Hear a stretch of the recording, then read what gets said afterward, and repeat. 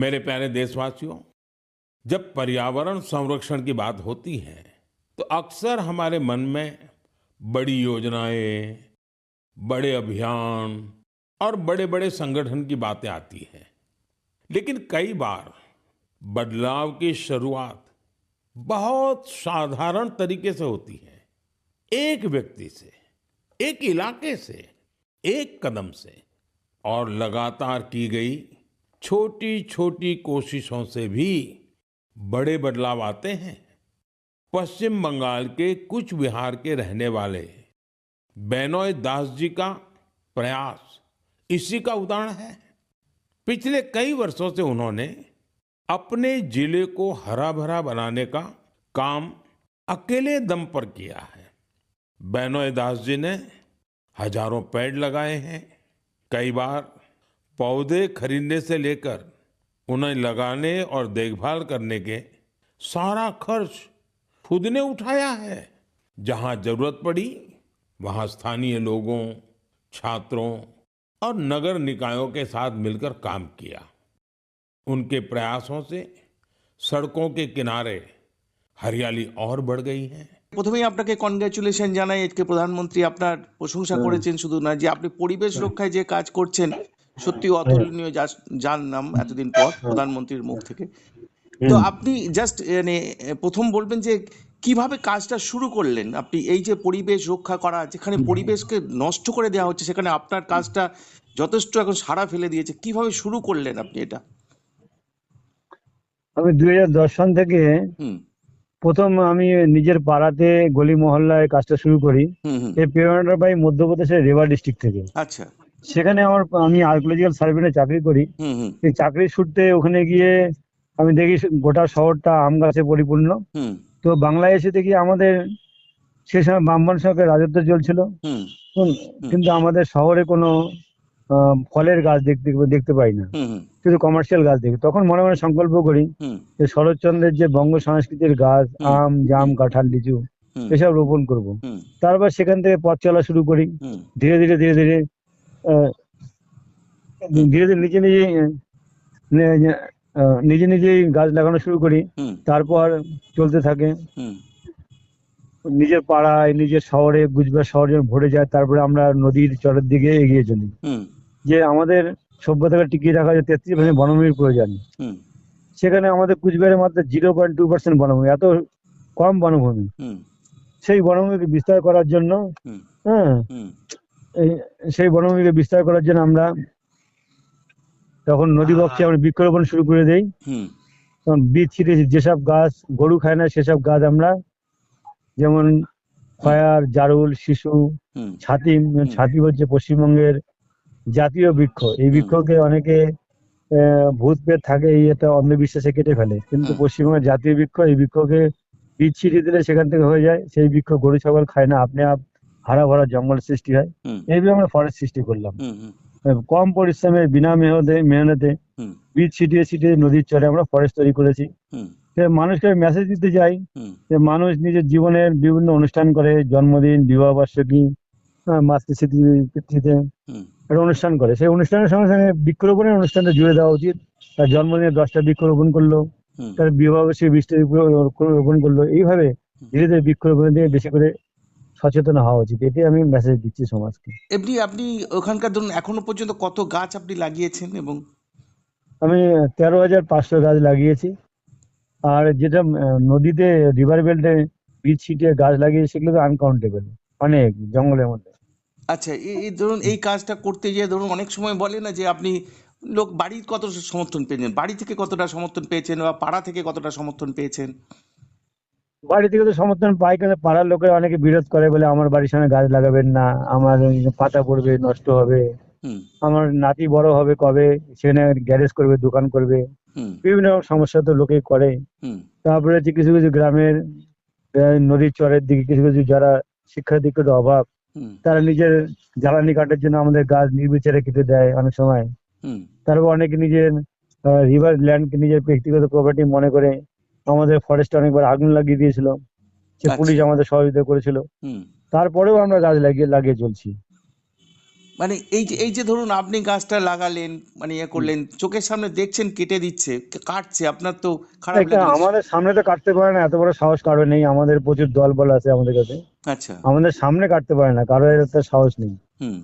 কিন্তু আমাদের চোখের আড়ালে অনেক কিছু করতে করে অনেক সময়, পরে আমরা প্রতিবাদ করি, প্রতিরোধ করি। আচ্ছা, আপনি তো শুরু। আমাদের কুচবিহারের যে পর্যাবরণ সংরক্ষণ, আমাদের সাথে 140 জনের টিম আছে আমাদের সাথে। আচ্ছা, যখন হ্যাঁ, যখন শুরু করেছিলেন তখন আপনি একা, একাই শুরু করেছি। তারপরে আস্তে আস্তে বাড়লো এটা কিভাবে? হ্যাঁ, আসলে বন্ধু বান্ধবদের বললাম, বন্ধু বান্ধবদের হোয়াটসঅ্যাপ গ্রুপে যোগ হয়ে গেল। হুম। আজকে একজন দুইজনের করতে করতে এখন 140 জন বন্ধুরা আমাকে সহযোগিতা করে বিভিন্ন ভাবে। এটা পুরো কোচবিহার জুড়ে, তাই তো? হ্যাঁ, কুচবিহার জেলা জুড়ে কাজ চলে। আর এই যে গাছগুলো লাগান, প্রথম নিজের জায়গাতে শুরু করেছিলেন, তারপর? প্রথম আমি না নিজের জায়গা করে না, রাস্তার পাশে, আচ্ছা। নদীর পাশে, আচ্ছা। বাঁধের ধারে, আচ্ছা। এরকম জায়গায়। আচ্ছা। আর আমরা বড় কথা বাংলার প্রথম টি অ্যাম্বুলেন্স সিস্টেম চালু করেছি, হ্যাঁ। যেটা ভারতবর্ষের ইন্দোর শহরে আছে। হ্যাঁ। সেটা আমরা পশ্চিমবঙ্গে প্রথম একটা মারুতি ভ্যানকে কনভার্ট করে টি অ্যাম্বুলেন্স করেছি। যে আচ্ছা। টি অ্যাম্বুলেন্সে 500 লিটার জল ধারণ করার ক্ষমতা থাকে, বিভিন্ন যন্ত্রপাতি থাকে, হুম। তারপরে গাছকে রেস্কিউ করার ক্ষমতা থাকে, হুম। পরিচর্যার ক্ষমতা থাকে। হুম। তা আমরা করেছি। এটা এটা কি সব ওই জল দিয়ে, মানে ইয়ে হয়, জল দিয়ে হ্যাঁ, গাছগুলো যাতে হ্যাঁ, বেঁচে থাকে, হ্যাঁ, তাই তো? হ্যাঁ, হ্যাঁ। মানে আপনি কি এখনো চাকরি করেন? আপনি কিসে চাকরি করেন? আমি আর্কোলজিক্যাল সার্ভে অফ ইন্ডিয়ান মিউজিয়ামের ইনচার্জ, মিউজিয়ামে চাকরি করি। মানে কলকাতায় থাকতেন? না না, কুচবিহার প্যালেস আছে না, সেই ও আচ্ছা প্যালেসের আচ্ছা, আমি কোচবিহার প্যালেসে, আচ্ছা আচ্ছা আচ্ছা। মিউজিয়ামের দায়িত্বে আছি আমি। ও, এখনো আছেন মিউজিয়ামের হ্যাঁ। দায়িত্বে? আচ্ছা, বলছি এইটা মানে এরপর আপনার কি পরিকল্পনা আছে? যে ধরুন আজকে প্রধানমন্ত্রী নিজে আপনার খুব প্রশংসা করলেন, এবং সত্যিই খুব, হুম, যেখানে বনাঞ্চল কেটে ফেলা হচ্ছে, মানে হুম, যেখানে মানে ইয়ে হচ্ছে, মানে কংক্রিটের জঙ্গল তৈরি হচ্ছে এখন, হুম, এই যে হুম। প্রধানমন্ত্রী এত প্রশংসা করলেন, এটাকে কিভাবে আরো, মানে মানে ধরুন কোচবিহার ছেড়ে অন্য জেলায়, দেশ কিভাবে নিয়ে যেতে চাইছেন আপনি? আমরা চাচ্ছি যে উত্তরবঙ্গে যে 52টা নদী আছে, বড় বড় নদী, এই নদী তিস্তা, তোর্ষা, রায়ডাক, এইসব নদীর পক্ষে প্রচুর জমি আছে। হুম। সেই জমিগুলোকে মানুষ যদি সচেতন হয়, বীজ ছিটে ছিটে অনেক ফরেস্ট তৈরি করা যায়, হুম। যে লো কস্টে ফরেস্ট তৈরি করা যায়। উত্তরবঙ্গের সব থেকে বড় সমস্যা তো ধরুন ওই যে নদীকে, মানে গতিপথ ঘুরিয়ে দিচ্ছে, পরিবেশ নষ্ট করে দিচ্ছে ফরেস্ট কেটে। এবং আমরা জানি যে তোর তিস্তার মানে গর্ভের ভেতরে বাড়ি হয়ে যাচ্ছে, তাই তো? হ্যাঁ, হ্যাঁ। এই যে এগুলোকে আপনারা কিভাবে এগিয়ে যেতে সাহায্য চাইছেন সকল উত্তরবঙ্গের আমরা মানুষ? চাচ্ছি যে নদীর যে ভাঙন হয়, নদী ভাঙন রোধ করতে পারে বড় বড় বটবৃক্ষ যদি তার সাইড দিয়ে লাগিয়ে দেওয়া যায়, হুম। দেখবেন গাছ এবং জল বন্ধুর মতন আচরণ করে। হুম। যেমন কাজিরাঙ্গা ফরেস্ট, হুম। যে ফরেস্টটা পুরোটাই দাঁড়িয়ে আছে রিভার বেল্টের নদীর চরের উপরে। হুম। শুকনো দিনে গাছ বড় হচ্ছে, বর্ষার সময় গাছের মাঝখান দিয়ে জল বয়ে যাচ্ছে এবং নদীর ভাঙন যেটা রোধ করে গাছ। হুম। বা সেভাবে আমরা সমস্ত নদী বক্ষগুলো ভাঙন রোধ করার জন্য ব্যাপকভাবে বৃক্ষরোপণ করা উচিত। নদী ভাঙন রোধ হবে হুম। এবং জলস্তর প্রবাহিত সুন্দরভাবে হবে। মানে আজকে প্রধানমন্ত্রী এই আপনার প্রশংসা করার পর নিশ্চয়ই আপনার কাজটা আরো খুব সহজ হয়ে যাবে, অনেক মানুষ সহযোগিতা করবে বলে আশা করছেন তো? হ্যাঁ, সে তো করবে, এটা আশা করি, কিন্তু কেউ করুক বা না করুক আমাদের গতি আমাদের মনে চলবে, আমরা যেমন চলছে 15 বছর আরো চলবে। আচ্ছা, এই রাজ্যে একটা ফরেস্ট ডিপার্টমেন্ট আছে, হুম। বন বিভাগ আছে, সেই বন বিভাগের কতটা সাহায্য পান? বন বিভাগ তো অনেকবার নিবেদন করেছি, কোনো সহযোগিতা করেনি, শুধু চারাই দিয়েছে, আর কিছু চাইনি। ওরা আপনাদের মানে রাজ্যের বন বিভাগ কোনো সহযোগিতা করে না? না না, কেন? তাদের কাছে ফান্ড নেই। অথচ তাদেরই দায়িত্ব এটা, তো সেই দায়িত্বটা আপনি পালন করেন। আমাদের নিজের বাঁচার সভ্যতাকে টিকিয়ে রাখার জন্য মানুষ সচেতন হলে নিশ্চয়ই রক্ষা করবে। আচ্ছা, কানাডা একটা দেশ যেখানে জনপ্রতি 10,000, একটা ব্যক্তি প্রতি 10,000 গাছ আছে, হুম। এখানে ভারতবর্ষে মাত্র 26টা গাছ আছে জনপ্রতি। হুম। তো কত রেশিওটা কম, চিন্তা করুন। কিন্তু এই যে পুরো এত বড় কাজ, সেই কাজের তো পকেটের পয়সাটা আপনাকে খরচ করতে হয়, আপনি কোথা থেকে হ্যাঁ, এত আমি টাকা? আমি 10% টাকা আমার বেতনের টাকা খরচা করি। হুম। তারপরে সমাজে বিভিন্ন লোকের কাছে আমরা কারো জন্মদিনে, বিবাহ বার্ষিকীতে আমরা ট্রি গার্ড চাই, এবং আমরা বন্ধুরা যে তারা কিছু হেল্প করে, এইভাবে চলে আমাদের। আচ্ছা, এইভাবে আপনারা ফান্ড করে মানে গাছগুলো ইয়ে করছেন। হুম, হুম, এই যে 13,000, মানে 13,500 গাছ এখনো পর্যন্ত লাগিয়েছেন, সব মানে হুম। সব কি বেঁচে আছে না এখনো, মানে কত না, কিছু? আমাদের যে সমস্ত গাছ বৃক্ষরোপণের 100% বেঁচে থাকে, তাকে আমরা কখনো বাঁশের খাঁচে আবার ঠুনকো জিনিস দিয়ে কোনো বৃক্ষরোপণ করি না, সব লোহার খাঁচা দিয়ে আমরা বৃক্ষরোপণ করি। একটা জিনিস মনে রাখবে, একটা গাছ বড় করতে 3 বছর সময় লাগে। হুম হুম সেখানে বাঁশের খাঁচা দিয়ে আপনি যে লাগাতে যান, হুম দেখবেন গ্রাম পঞ্চায়েত বা পৌরসভা করে, সেই বাঁশের গাছ 6 মাসে পচে যায়। তারপরে গাছটার কি অবস্থা হবে? হুম হুম হুম তারপরে তার অবস্থা এমন, একটা শিশুকে জন্ম দিয়ে রাস্তায় ফেলে দেওয়ার মতন। হুম হুম গাছকে আপনি লাগিয়ে দেন, তারপরে ঘুরে তাকালেন না।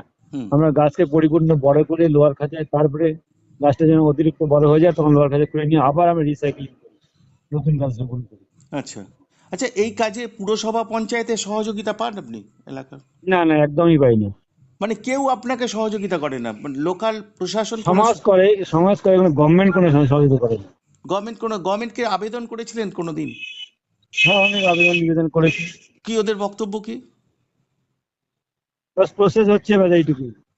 মানে এটা আপনি 2010 সাল থেকেই শুনছেন প্রসেস হচ্ছে, তাই তো? হ্যাঁ হ্যাঁ হ্যাঁ। কিন্তু আগে লিখতাম না, রিসেন্টলি লিখছি, বিভিন্ন ফেন্সিং এর জন্য হুম, এসব লিখেছি।